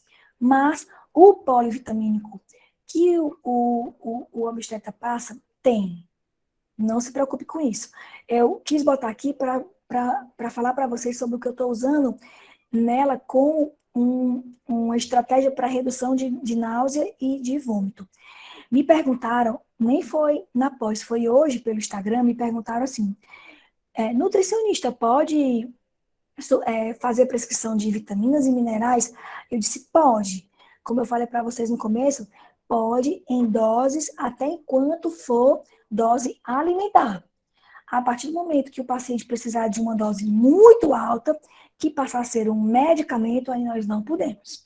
Então, quando eu uso a B6, que é uma vitamina, como estratégia para reduzir vômito, se eu usar uma dose alimentar, eu posso usar. Se eu precisar usar uma dose medicamentosa, aí eu, por lei, não posso fazer. Fontes alimentares de B6, é fácil bater B6, não é difícil. mas percebam que são alimentos que nem todo mundo gosta muito, tá? Então, a suplementação é importante. E ela participa, né, do metabolismo da homocisteína, da formação da baía de mielina, ela participa do balanço B12 e ácido fólico, né? Então, eu preciso suplementar, além do suplemento poli, baseado em exames laboratoriais, tá? B12 é uma que praticamente 90% das gestantes que eu doso está insuficiente, está abaixo de 400. A gente deseja uma B12 acima de 400, 450, e eu já cheguei a pegar a B12 de gestante de 80. Então, realmente é uma das vitaminas que você dosando muitas vezes está baixa, então você precisa suplementar. E ela, a gente sabe, né? Tem até, inclusive, uma anemia específica de vitamina B12. E lembrando aqui na B12, das que fizeram redução de estômago, porque é no estômago que eu tenho o fator intrínseco que vai ativar a B12. Então, não tendo estômago, ou tendo um estômago desse tamanho, a maioria das pessoas que fazem redução de estômago precisam fazer B12 sistemáticas de 6 em 6 meses. Uma megadose. Vamos para os ácidos graxos essenciais, principalmente os ômegas. É fundamental para a saúde do bebê e da mãe. Então, ter uma nutrição adequada em ácidos graxos essenciais na mãe reduz as chances de diabetes gestacional, de pré-eclâmpsia, de obesidade, de depressão pós-parto. Se eu falo do bebê, aumento as chances de ter um bebê quando não nutrido, de nascer prematuro, aumenta os riscos de alergia, dificuldade de visão e pior, desenvolvimento neurocognitivo. Então, nutrir uma mãe em ácidos essenciais, inclusive durante a lactação, né, ajuda na nutrição do bebê. As funções dos ômega 3, eu estou acelerando por causa do tempo, onde atua, e aí que dose que eu preciso dar, principalmente DHA para a mãe. Eu preciso manter, pelo menos, eu vou mostrar o consenso para vocês, a partir do 2º trimestre de gestação e durante toda a lactação, uma ingestão de 200 a 600 miligramas de DHA, certo? E aí, qual é a dificuldade disso? Eu botei aqui 3 suplementos e vocês vão ver que pouco deles tem. Esse é um importado, em 2 cápsulas tem 450 miligramas. Então, bate DHA. Esse aqui já são, 3 cápsulas, tem. Na verdade, tem até mais, né? Uma cápsula já tem 500. Esse aqui, isolado, 2 cápsulas tem 440 miligramas. Mas, eu vou passar e depois eu volto. Mas quando eu vou para os suplementos de gestação, que são passados para a gestante, que inclusive usa o nome Gold, usa o nome Plus, porque acrescentou o ômega, olha quanto é que tem DHA, 200 miligramas. A quantidade mínima. Olha esse quanto é que tem de DHA, 160, menos do que ela precisa. Então, é preciso ficar atento ao suplemento que a gestante toma, para caso seja necessário, você complemente esse suplemento, certo? Voltando, esse aqui, pessoal, é o consenso que saiu, né? Eu botei no slide para vocês verem, aqui fala de quanto dá, tá chorando, mas o pai vai socorrer, tá? Quanto dá para o bebê, ou para a gestante de DHA, foi daqui que eu tirei, 200 a 600, é o último consenso. Fala da importância de manter essa suplementação durante a lactação, porque isso vai de alguma forma para o bebê, né? E também fala da suplementação em crianças. Vocês depois Leiam, porque, infelizmente, mesmo no Brasil, eu moro em Fortaleza, uma cidade cercada por mar, e aqui eu não tenho a ingestão de peixe que é preconizado. Além disso, boa parte do peixe que consumimos é peixe que não são das águas profundas e gélidas do Mediterrâneo. Então, é peixe que não tem um suprimento de ômega 3 suficiente. Então, a suplementação de ômega 3, infelizmente, ela é obrigatória. Porque no Brasil, as fontes de DH são realmente bem baixas. Aqui é o alimento, mas na maioria das vezes nós precisamos suplementar, tá? Grávidas e não grávidas. O iodo, eu chamo a atenção, que é algo que realmente tem chamado a atenção, principalmente ligado à saúde da tireoide, mas tem que tomar cuidado porque o excesso de iodo também pode ser prejudicial e é associado a um maior risco de doenças autoimunes ligadas à tireoide. Foi acrescentado iodo no sal aqui do Brasil, e a suplementação que vem no poli é suficiente, tá? Lá nos Estados Unidos, começaram a usar essa solução, Lugol, para dar um plus, né, na nutrição de iodo nas gestantes de lá, e muitas trouxeram isso para cá, mas a Sociedade Brasileira de Endocrinologia e Metabologia se posicionou dizendo que não, né? Que não precisa usar um suplemento tão pesado como esse para nutrir uma grávida em iodo, porque isso não recomenda a prescrição de Lugol. Então, aqui no Brasil, não se recomenda a prescrição de Lugol para gestantes, certo? O zinco é um outro nutriente que a gente precisa ficar atento nas gestantes, principalmente por quê? Porque ele é muito importante para a saúde óssea, para a imunidade. Porém, quando eu suplemento o ferro, eu atrapalho a absorção de zinco. Então, se eu tiver com gestantes com anemia importante, tomando uma dose superior a 60 miligramas de ferro por dia, eu preciso suplementar zinco, porque eles são minerais que competem no sítio de absorção do intestino. Então, diante de uma suplementação superior a 60 miligramas de ferro, eu preciso fazer zinco associado, certo? Aqui é só para vocês lembrarem de perguntar para a gestante qual é o polivitamínico e polimineral que ela está usando.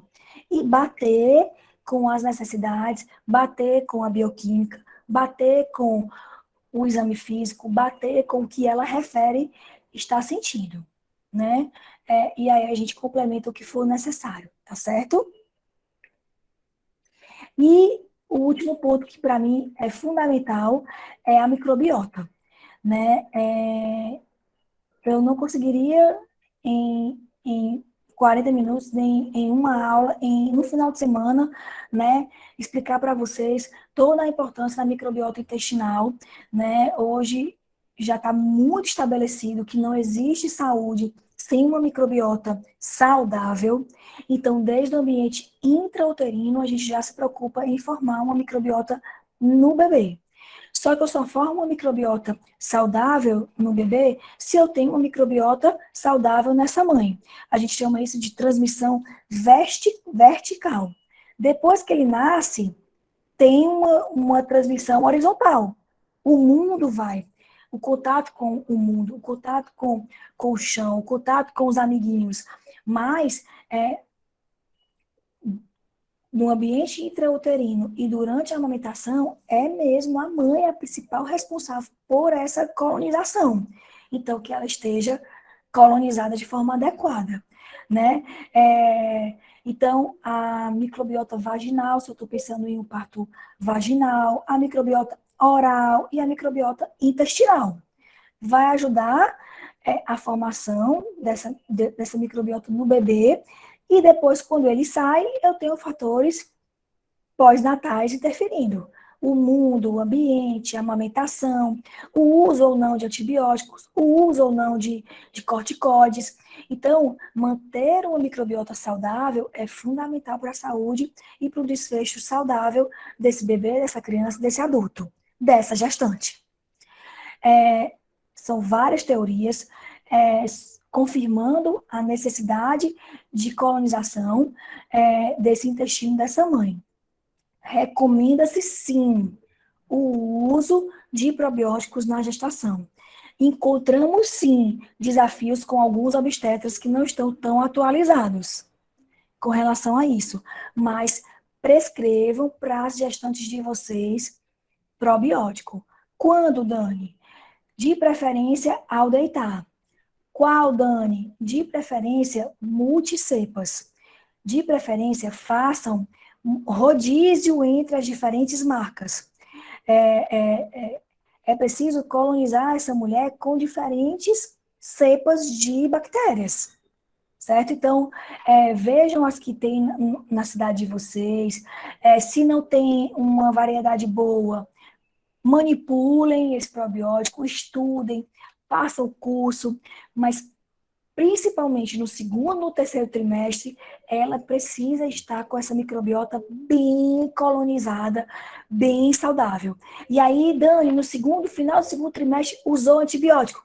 Recoloniza essa mulher, porque o antibiótico mata com tudo, acaba com tudo. Então, a prescrição de probiótico na gestação já é martelo batido. Não pode ter medo de prescrever. Eu até comentei com as alunas na pós que eu já ouvi áudios de obstetras dizendo que a minha gestante não tomasse o probiótico, ela poderia ter uma infecção generalizada tomando probióticos. Então, eu tenho firmeza, eu tenho segurança que não existe na gestante perigo em prescrever probiótico. Nem em bebês, a gente já prescreve probiótico para bebê recém-nascido. Então, quiçá uma gestante. Tá? Então, prescrevam sem medo. Pelo menos de 4, 5, 6, 7 cepas diferentes, tá? É isso. Muito rápido, eu sei, né? Eu deixo aqui os meus contatos para a gente aprofundar a conversa, né?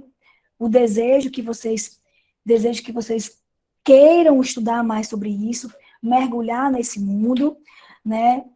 É muito difícil mesmo, é muita coisa para estudar, mas é isso, né? Como disse a Teresa d'Ávila, é justo que muito custa o que muito vale, né? Se é valioso, se é precioso, cuidar de pelo menos 2 vidas, a da mãe e a do bebê, pelo menos 2, pode ser 2, 3, 4, 5, então tem que ser mesmo muito estudo, atualização, né? Você dorme hoje com uma certeza, amanhã sai um estudo novo, sai uma diretriz, sai um guideline e você tem que se atualizar, tá certo? Então, assim, foi ótimo, né? Deu tempo certinho, conseguiu, a gente aprendeu muito, né? Mas é uma pincelada mesmo, né? Então não dá para mergulhar, não. Falando sobre a questão dos probióticos, né? Falou assim, nossa, podemos nenhuma aula inteira de um dia a gente consegue esgotar, né? Mas a gente tem, né? A gente percebe que você fala muito sobre probiótico, a gente tem outros professores que falam, mas a gente tem uma disciplina na pós que as alunas vão ter próxima. Não, pulando na próxima outra. Que é exclusiva sobre microbiota. Maravilhoso. Vão ter um dia só e intensivo.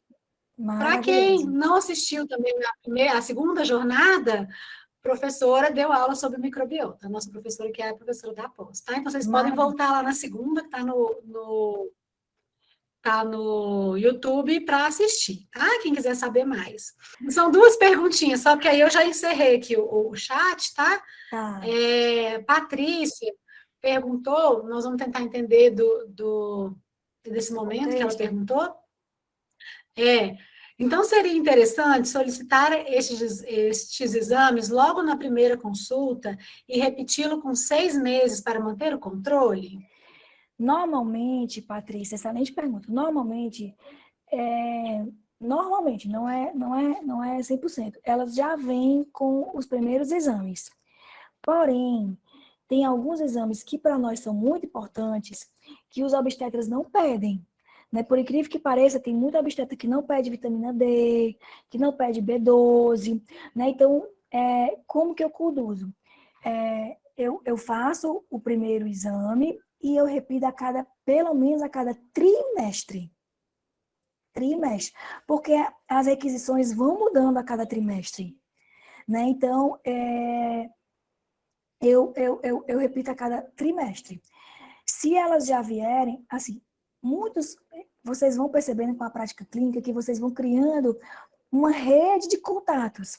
Então, muitos obstetras, eu consigo falar com eles, olha, doutor, na próxima requisição de exames, acrescenta isso, isso, isso e isso, para que a gestante não seja furada várias vezes, né? Não seja exposta, né? Principalmente nessa época de pandemia, elas não queriam ficar indo para os laboratórios, se expor. Então, ter essa parceria com eles, eu já tenho uma obstetra que passou a pedir B12, vitamina D, do tanto de ideia que eu troquei com ele, com muito jeitinho. Então, eles acolheram meu pedido, entendeu? Mas 6 meses eu acho muito para uma gestação. Tem que ser pelo menos de 3 em 3 meses. Ou a cada trimestre, né? Tem uma pergunta da Tamires. Tá amando a aula, tem vários elogios aqui, viu, Daniele? A recomendação proteica, sendo conforme peso ajustado, então, se é uma gestante obesa, utiliza o peso ideal ou ajustado conforme a IMC para a idade gestacional atual? O problema do peso ajustado para a obesa é porque pode ser que fique abaixo da requisição. Certo? Por quê? Porque quando a gente faz o peso ajustado, normalmente a gente usa um peso ideal, né? O ideal, só que os obesos, eles não, para encaixar nesse ideal, é muito difícil, Raquel. Então, eu acho que é mais prudente, considerando que esse obeso, né, em sua maioria, não tem uma boa massa muscular, né, que esse peso é, em sua maioria das vezes, em gordura, eu corro o risco de, fazendo a proteína pelo peso ajustado, eu dar uma requisição abaixo do que seria necessário para mãe e bebê. Entendeu? Então, eu acho que usar uma gramatura para o peso atual para a idade gestacional é melhor. Tá certo, obrigada. Laís fez uma pergunta aqui. Se a gestante depende, no caso que a gestante depende de suplementação maior do que a gente prescrever, como é conduzido na prática? Na prática, eu pergunto a ela, eu peço para ela, eu vou por esse caminho, Raquel. Se eu não conheço o obstetra, eu peço que ela pergunte ao obstetra se ela pode me disponibilizar o telefone dele. Eu vou por esse caminho, eu faço esse rodeio. Converse com o seu obstetra e pergunte se você pode me dar o contato dele.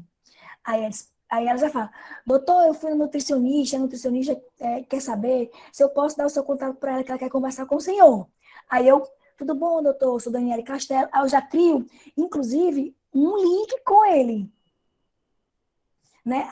Daí eu explico o caso para ele e falo, doutor, nesse caso, eu preciso de uma suplementação de 20 mil UI de vitamina D. Eu só posso ir até 4 mil. O senhor pode prescrever o restante? Por aí. Entendeu? Deixa eu só te falar, Kel. Eu vi aqui a pergunta do Matheus, e é muito importante. Ele falando que atendeu já gestante com o uso de whey. E durante a gestação. E após o nascimento, o bebê teve muita diarreia. Isso tem ligação com o whey? De jeito nenhum. De jeito nenhum. Tá? Primeira coisa, quando vocês tiverem uma gestante que está em uso de suplementação de proteína, é avaliar a necessidade da proteína, da suplementação. E se for necessário, usa. Não tem por que não usar. Essa diarreia do bebê ao nascer não tem relação com o whey que foi tomado na gestação. Inclusive, isso é um dos grandes mitos da gestação. As mulheres grávidas, elas não devem parar de comer alimentos com potencial alergênico pensando que isso aumenta as chances do bebê ter alergia. De jeito nenhum, pelo contrário. Tem que comer camarão, tem que tomar leite derivado de leite, oleaginosas, castanha, porque dessa forma eu, inclusive, segundo os trabalhos, reduzo a chance do bebê ter alergia. Né? Tem gente, eita, eu não vou comer camarão, porque comendo muito camarão grávida, eu vou ter um bebê alérgico a camarão. De jeito nenhum. Não tem necessidade de parar de comer. De jeito nenhum. Então, essa diarreia do bebê após o nascimento tem que ser avaliado se é um bebê que tem a PLV, se é um bebê que tem... Aí é outra situação, mas não tem relação com o whey tomado na gestação, não, de jeito nenhum. Inclusive, Laís Galvão tem uma outra dúvida aqui, em relação à suplementação de ômega 3. Não é feita durante o terceiro trimestre? Isso é outro mito. Pode fazer, sim. Pode fazer. Teve uma época que lógico que na dose segura, né, que o consenso sugeriu, não tem problema. Surgiu uma época que é